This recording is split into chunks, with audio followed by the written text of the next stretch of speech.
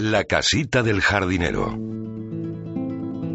Su nombre completo es la Casa del Jardinero Mayor del Parque.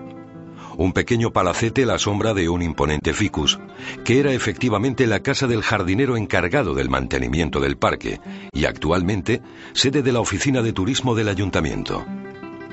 Fue construida entre 1908 y 1911 por el arquitecto Manuel Rivera Vera, en estilo clásico en forma de cruz con 2 plantas y sótano. Es por su tamaño, ubicación y encanto, posiblemente esa casita que a cualquier malagueño le hubiera gustado tener. Justo a su lado encontramos el edificio del Rectorado de la Universidad de Málaga. Edificio del Rectorado de la Universidad de Málaga. Estamos ante un edificio histórico por varias razones. La antigua Casa de Correos y Telégrafos fue construida entre 1916 y 1923, según planos del arquitecto Teodoro de Anasagasti y Algán, dentro del plan del gobierno de don Antonio Maura para potenciar las comunicaciones, para lo que se hicieron 59 edificios en toda España, entre ellos este de Málaga. Arrollado por el progreso por su tamaño no demasiado grande, fue abandonado su uso por correos en 1986 y en 1993 fue adquirido por la universidad, restaurado y adecuado a este nuevo uso. De exterior muy llamativo, es considerado como un ejemplo de racionalismo neomudéjar muy acorde con la estampa de la ciudad en los momentos de su nacimiento. De planta cuadrada y con torres cilíndricas en las esquinas, una de las cuales, la de la izquierda de la puerta principal, ejerce de principal estando rematada por un tejadillo muy de aire oriental. La nueva habilitación, obra de los arquitectos Rafael Roldán y Álvaro Gómez, descubrió en su interior restos de otras épocas en los subsuelos del edificio, que se han dejado vistos como muestra de la superposición de culturas tan propia de Málaga con restos de las épocas romana, cristiana, musulmana e incluso atisbos de bizantina. Todo entre los restos de la muralla fenicia. El Teatro Romano. Descubierto en el año 1951, actualmente en proceso de restauración, estuvo durante muchos años semioculto por el edificio de la llamada Casa de la Cultura, construida entre 1940 y 1942 y retocada en los 60, en cuyas obras se descubrieron los primeros indicios del teatro, que fue definitivamente demolido para poder valorarlo debidamente dentro de los planes de los programas culturales de 1992. En las excavaciones se pusieron a la vista el proscenium, es decir, el escenario, restos de la orchestra, el lugar reservado a los senadores y la cávea, el graderío de 31 metros de radio por 16 de alto, con 13 gradas y las entradas a las gradas, el llamado vomitorium. El teatro es físicamente la base natural de la Alcazaba y la muestra evidente del desenvolvimiento cultural de la Málaga romana. La Alcazaba. Esta Alcazaba es la fortificación palaciega de época musulmana situada a los pies del monte Gibralfaro, donde está el castillo defensivo árabe, al que estaba unido por un pasillo resguardado por murallas llamado la Coracha, junto al Teatro Romano y frente al edificio de la aduana.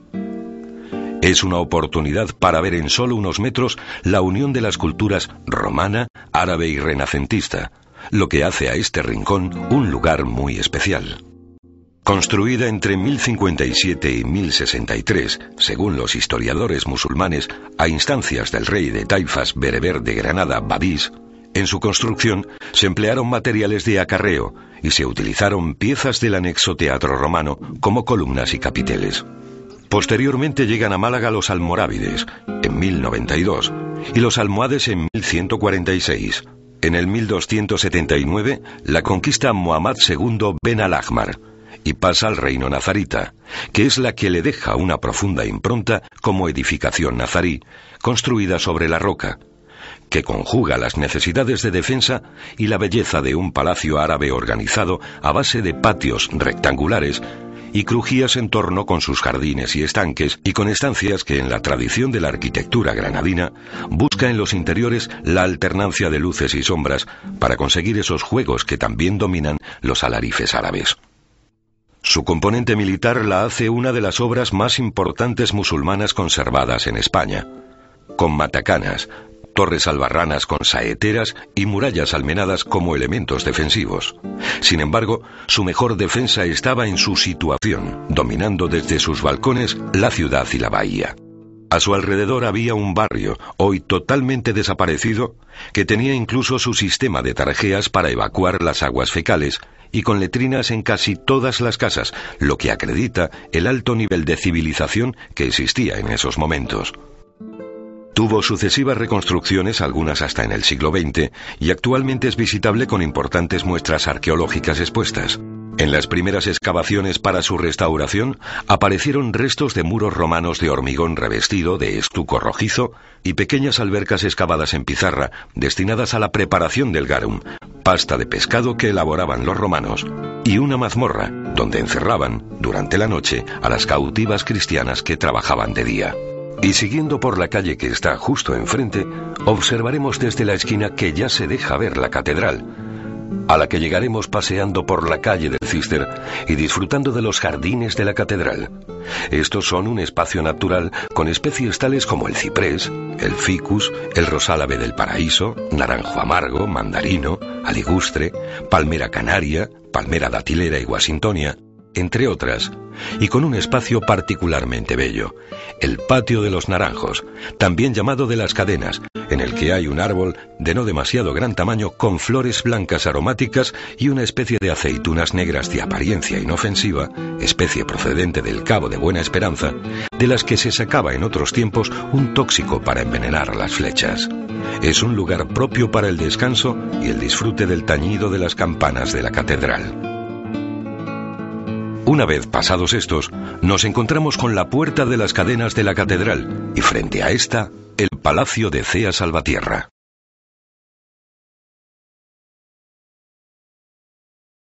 Palacio de Cea Salvatierra, donde vemos los escudos que campean sobre la fachada, los del matrimonio de doña María Salvatierra y su marido, el capitán Blas de Cea Merino, los promotores de este edificio, cuya primera constancia escrita es de 1730, cuando fue tasado. Fue ayuntamiento de Málaga, asaltado durante la Revolución de 1868 y casa de correos, y actualmente su propiedad se encuentra en manos privadas. De planta cuadrada, patio interior con arquerías y columnas de mármol con capiteles corintios, producto de su remodelación del 19. En el exterior, sobre un zócalo de piedra, se eleva una fachada en la que llaman la atención la portada adovelada y el balcón con rejería corrida que se prolonga hasta la calle de San Agustín. Como curiosidad, desde el interior de sus balcones se rodaron algunas escenas de la película del año 1957, Amanecer en Puerta Oscura, de José María Forqué. Y justo a nuestras espaldas vemos la Catedral de Nuestra Señora de la Encarnación. La Catedral de Nuestra Señora de la Encarnación. Para todos los malagueños simplemente la catedral. En todas las ciudades una catedral es siempre algo importante, pero aquí, en Málaga, lo es todavía más, porque no es solo un edificio religioso, es también un referente, un hito ciudadano, un jalón en el camino y un testigo de muchos acontecimientos. Es muy corriente en Málaga referirse a casi todo poniéndolo en relación con la catedral. Detrás de la catedral, frente a la catedral, pasado la catedral, etc. El edificio es una de las mejores muestras del arte religioso español, situada sobre los restos de otras muestras culturales tales como la primitiva mezquita almohade. Se empezaron sus trazas aproximadamente sobre 1530, y aunque no está confirmado, parece que pudieran ser de Enrique Egas o de Pedro López, ambos maestros trazadores, siendo este último posteriormente director de la obra, con intervención de Diego de Siloé. Más tarde se continuó con soluciones de Diego de Vergara y Andrés de Vandelvira, Se sucedieron aparejadores y arquitectos y se recabaron informes de, entre otros, Ventura Rodríguez, que incluyó los planos de una cubierta de madera y tejas para proteger las bóvedas, tema que sigue estando de actualidad, pues la intemperie y las aves están afectando muy gravemente a la techumbre de la catedral, aunque hasta ahora ese cubrimiento, así como la terminación de esta con la adición de la segunda torre, no está decidida. Esta falta de una torre ha hecho que se la llame popularmente la Manquita, y que respecto a esto circule aún hoy una leyenda que dice que el dinero que se destinaba en el siglo XIX a su terminación se gastó, mandándolo a pagar a las guerras en América, aunque está demostrado que ese dinero realmente se destinó a financiar obras públicas urgentes en la provincia. Con una planta de 3 naves con girola, es en cierto modo una evolución del arte goticista que en su primer momento acogió las nuevas ideas renacentistas. Con todas las naves de la misma altura, con bóvedas vaídas, conforman esos cupulines tan característicos que se ven desde arriba, por ejemplo, cuando se ve la catedral desde el Hotel Málaga Palacio. El alzado incorpora el estilo siloesco con el dado de Brunelleschi, que contribuye a darle mayor altura y vistosidad sin distorsionar el canon. Por su cabecera es hermana de las de Granada y Guadix, las catedrales andaluzas del XVI. En cambio, por su coro, hay que relacionarla con los coros de Toledo y Córdoba, los 3 más importantes de España. En el coro de Málaga está la sillería con 42 tallas, obra de Pedro de Mena en su mayoría. Una obra maestra que éste realizó tras las intervenciones previas de Luis Ortiz de Vargas y con el apostolado del escultor José Micael Alfaro. Todo esto lo hacen ser una de las obras más importantes en su género. Destacar también 2 órganos magníficos que tienen más de 4.000 tubos, raros y hermosos ejemplos de instrumentos musicales del siglo XVIII que aún hoy se conservan en buen uso y con los que se dan frecuentes conciertos. Las portadas de la catedral son conocidas como la de las Cadenas, frente al Palacio de Cea Salvatierra, con sus jardines y su patio de los Naranjos. La principal, conocida como la de la Plaza del Obispo, y también, aunque no está integrada en la catedral, la fachada del Sagrario. Desde mediados del siglo XX la catedral quedó totalmente exenta cuando se demolieron las últimas casas que estaban adosadas a ella en la parte cercana al parque. En la catedral se encuentra el Museo Catedralicio, actualmente ubicado en las dependencias de la antigua Sala Capitular. Son 2 estancias, parte de la obra del siglo XVIII, que tienen un bello artesonado del XIX, con obras de la propia catedral y de otros lugares, algunas de salas ya desaparecidas, tales como la antigua Sala de Ornamentos, también llamada del Tesoro de la Catedral, y de esta misma Capitular, ambas ya desaparecidas, y en la primera de las salas es donde se ubican gran cantidad de obras sacras. Cuando continuamos a lo largo de la fachada de la catedral, y aquí, donde la calle se estrecha y se hace más íntima, vemos una bella portada en alto, con una escalera más moderna y que nos está enseñando la iglesia parroquial del Sagrario.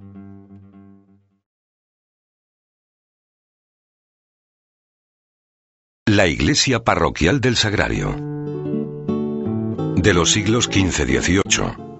Está en el mismo recinto de la catedral y dando su fachada a la calle Santa María, frente al Hospital de Santo Tomás, este hoy sin uso ciudadano. Esta iglesia, que se construyó a partir de 1488, es una ampliación y reelaboración de la primitiva mezquita que se levantaba en periodo musulmán.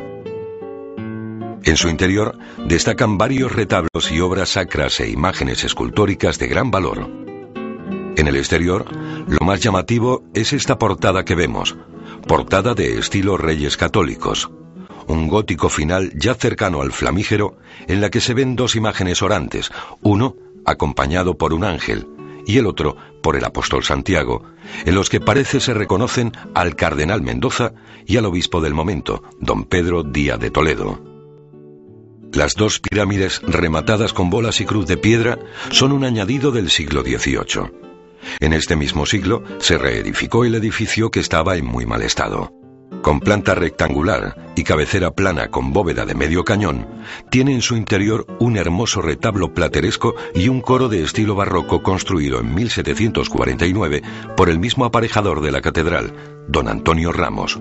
Como detalle llamativo, tenemos que esa portada no está trabajada solo hacia el exterior. También lo está en su parte interior, aunque en estos momentos está parcialmente tapada. Seguimos, y bordeando los jardines que hay entre la catedral y el sagrario, a la derecha, nos encontramos frente a un lateral del Palacio Episcopal, es decir, la residencia oficial del obispo y el lugar tradicionalmente señalado como centro documental y administrativo de la Iglesia Católica en y para la provincia y la ciudad.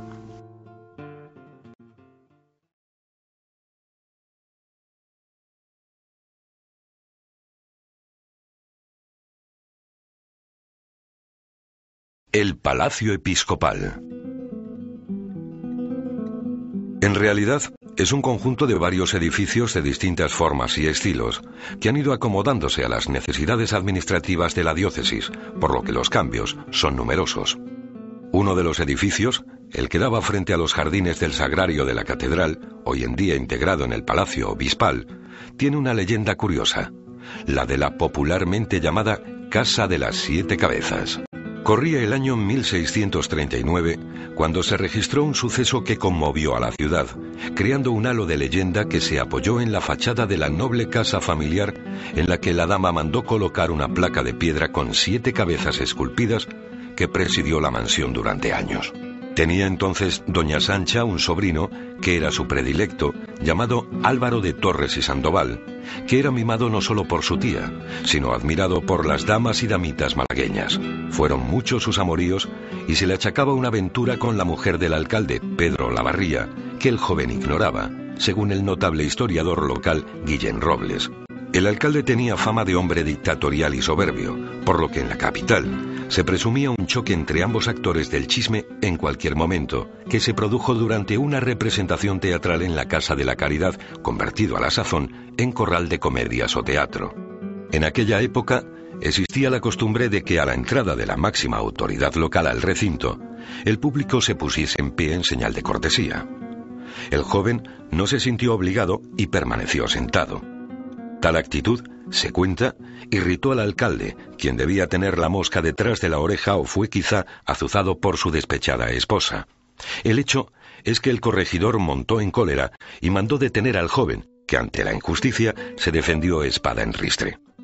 Finalmente fue arrestado y conducido a los calabozos municipales, donde fue juzgado aquella misma noche y condenado a morir en la horca de madrugada. Doña Sancha, sublevada ante tamaña injusticia, viajó a Madrid, donde pidió amparo al rey, al que solicitó el castigo de los culpables, y así fue. El enviado real hizo justicia ahorcando en la Plaza Mayor de Málaga al alcalde, jueces y verdugo, hasta un total de 7 personas, que fueron, según cuenta la tradición, las cabezas que doña Sancha colocó esculpidas en la fachada de su casa. Leyenda o historia, el caso es que doña Sancha de Lara tiene dedicada calle, 3 más abajo de la Plaza del Obispo, en dirección al mar. Este palacio obispal nació cuando se empezaron sus obras con el objeto de reunir todas las edificaciones que estaban dispersas y pertenecían al obispado en esta zona, para lo que se definió esta plaza, en la que hacer a este palacio acorde con la dignidad de la máxima autoridad eclesial. Ya en la plaza a la que da nombre está la fachada principal de la residencia oficial del obispo de la diócesis, que empezó con unas obras para reunir todas las edificaciones que se iniciarían en 1762, siendo su director don Antonio Ramos, maestro mayor de la catedral y autor de la fachada de este palacio. En su interior hay diversos patios y salones, entre ellos el llamado Salón del Trono, utilizado en otros tiempos para realizar las recepciones y otros actos públicos del obispo, y una escalera tipo imperial de gran prestancia. Pero lo más llamativo a la vista es su fachada, de un barroco tardío, con un importante hueco central dividido en 3 vanos superpuestos en los que se ubican la entrada, el balcón principal y en el más alto una Virgen de las Angustias en piedra en una hornacina, obra del artista granadino Agustín Valero. Los patios del palacio fueron en su momento los modelos para la construcción del pabellón de Málaga en la Exposición Iberoamericana de 1929 en Sevilla. En los últimos tiempos, uno de los usos más cosmopolitas del edificio fue, tras su retoque cosmético, aparecer como perteneciente a la Lima peruana en la película rodada en 2003, El puente de San Luis Rey, en la que el actor Robert De Niro hacía de arzobispo de Lima. Volviendo al presente, llegaremos a la Plaza del Obispo.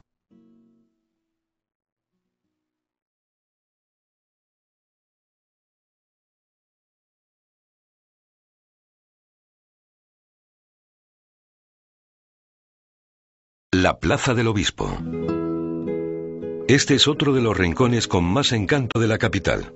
Una placita pequeña con una bella fuente de 1785, siendo esta una de las fuentes ciudadanas que tomaban el agua del acueducto de San Telmo y la ponían al servicio de los ciudadanos. El diseño de la plaza corresponde a una traza que tomaba partes del antiguo seminario, de los jardines del Sagrario y parte del Palacio Obispal, construido desde 1762 a 1772, del que encontramos aquí la fachada principal. Y dentro del palacio, como una más de las actividades culturales, está el Museo del Palacio del Obispo, al que se llega a traspasar la hermosa portada retablo de la fachada principal en mármoles rosas, grises y blancos.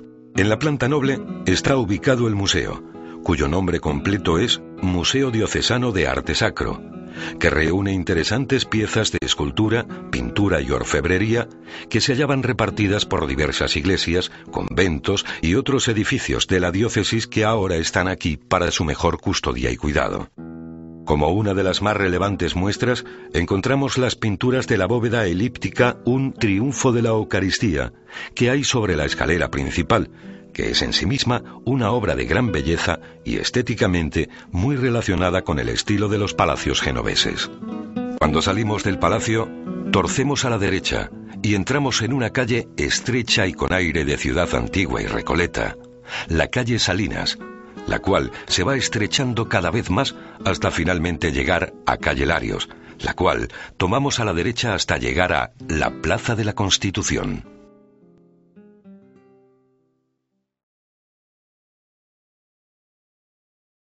Plaza de la Constitución.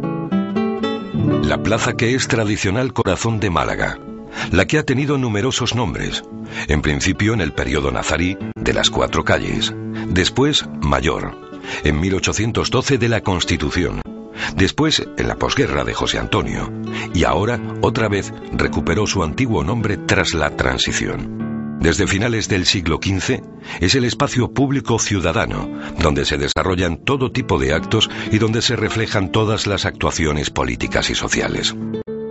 Aquí estuvo el ayuntamiento hasta 1869, la casa del corregidor, la cárcel, la audiencia y el convento de las Agustinas, fechado en 1745, según se puede ver en la cartela de su fachada. Este convento se encontraba en el edificio que vemos a la derecha, según venimos de calle Larios, que da entrada bajo un arco al pasaje de Chinitas, uno de los lugares más conocidos de la ciudad del siglo XIX, en el que estaba situado el antiguo Café de Chinitas, aquel donde, según García Lorca, dijo Paquiro a su hermano: «Soy más valiente que tú, más torero y más gitano». En el Café de Chinita dijo Paquiro a Frascuelo: «Soy más valiente que tú, más gitano y más torero». Sacó Paquiro el reloj y dijo de esta manera: «Este toro ha de morir antes de las 4:30». Al dar las 4 en la calle se salieron del café y era Paquiro en la calle un torero de cartel. Volviendo a la plaza, en su espacio se han ubicado diferentes muestras de mobiliario urbano. La Fuente de Génova, la de las Tres Gracias, el llamado sonajero, una farola que estuvo en el centro de la plaza hasta finales de los 50, en que fue reemplazada por la Fuente de las Gitanillas, fuente que a su vez fue reubicada, volviendo a esta plaza la de Génova, con lo que hasta ahora parece cerrarse el círculo. Ha tenido diversas configuraciones, siendo la actual producto de una importante remodelación municipal terminada en el año 2003. Aquí nos paramos a ver esa fuente de la que hemos hablado, la Fuente de Génova o de los Cisnes.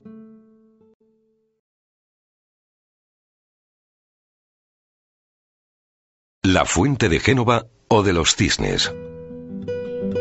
A esta fuente bien la podríamos llamar la itinerante, porque desde su llegada a Málaga, aproximadamente en 1550, ha estado situada en diversos lugares. En la Plaza de las Cuatro Calles, en 2 sitios diferentes en la Alameda, en el Parque y finalmente, como decíamos, vuelve a su emplazamiento original en la última remodelación urbana de la plaza. Tiene una historia que podemos llamar romántica, pues fue rescatada por Bernardino Mendoza de manos de unos piratas turcos, que a su vez la habrían capturado. Traída a Málaga, es donde, por orden del emperador Carlos, se repartió por considerarla grande, haciéndola 2 partes, mandando la parte inferior a Úbeda y quedando en Málaga la parte superior, con el águila incluida.